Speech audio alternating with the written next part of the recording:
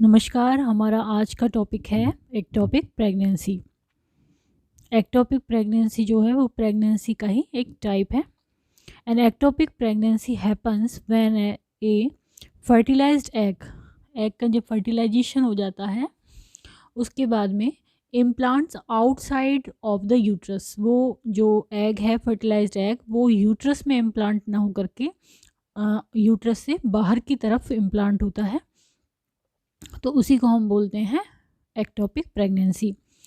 Most commonly in the fallopian tube, और outside uterus के outside ये कहाँ पर होता है? ज़्यादातर होता है ये फैलोपियन ट्यूब में।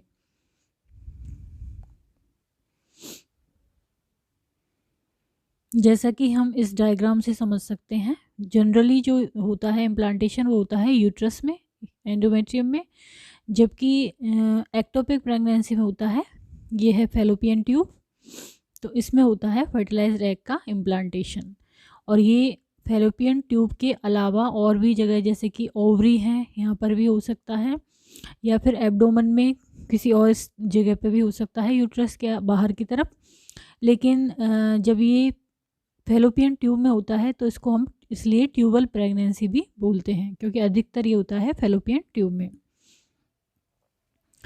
That's why it is called tubal pregnancy.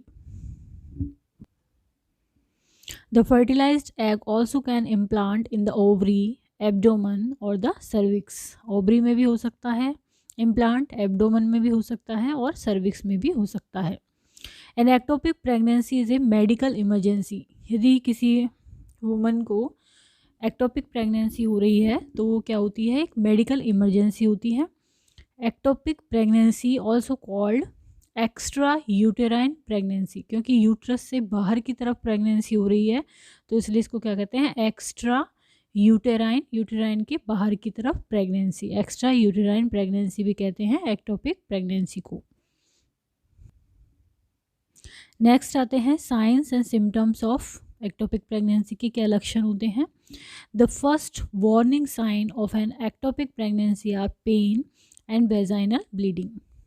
Pen बहुत ज़्यादा होता है और वेजाइनल ब्लीडिंग हो सकती है इसमें, तो ये पहले वार्निंग साइन है।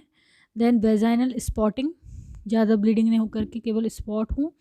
डिजीनेस और फेंटिंग, चक्कर आ जाते हैं, कमजोरी आ जाती है। वो किस वजह से आती है? क्योंकि इसमें ब्लड लॉस होता है, इस वजह से। Low blood pressure, blood pressure कम होने के चांसेस होते हैं इसमें ज़्यादा, क्योंकि ब्लड लॉस होता है इस वजह से। Lower back pen and upset stomach and vomiting के चांसेस होते हैं। पेन होता है शोल्डर, नेक और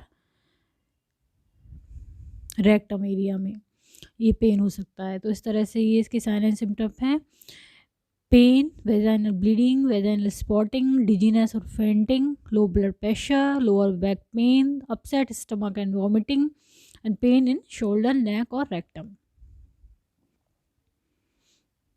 नेक्स्ट आता है डायग्नोसिस। डायग्नोसिस कैसे किया जाता है इसका?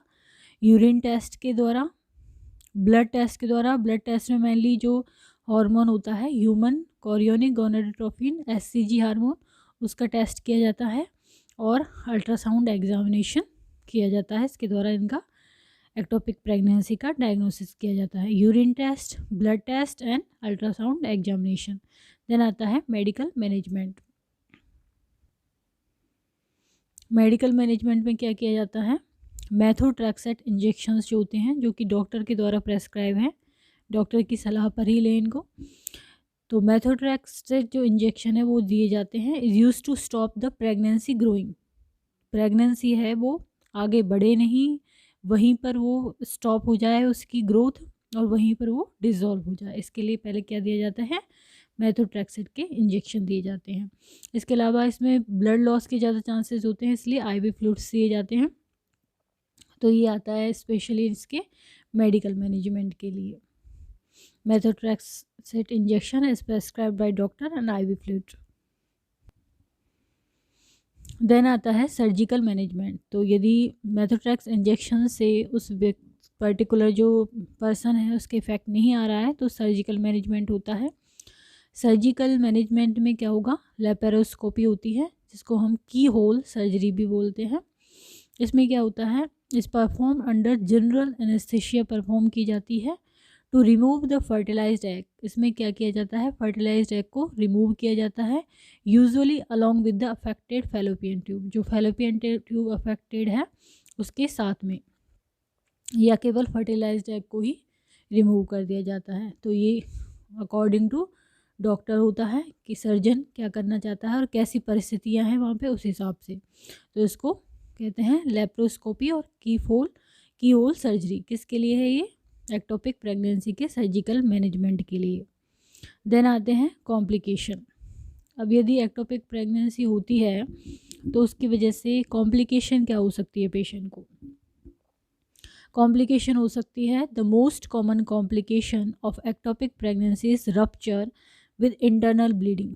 रप्चर हो सकता है फैलोपियन ट्यूब में और उससे इंटरनल ब्लीडिंग हो सकती है, विच में लीड टू हाइपोवॉलेमिक शॉक। यदि उस पर्टिकुलर जो वुमेन है उसको यदि रप्चर हो जाए एक्टोपिक प्रेगनेंसी, तो इंटरनल ब्लीडिंग होगी और ब्लीडिंग ज़्यादा होने की वजह से क्या होगा, हाइपोवॉलेमिक शॉक में चली जाएगी, उससे डेथ भी हो सकती है पर्सन की।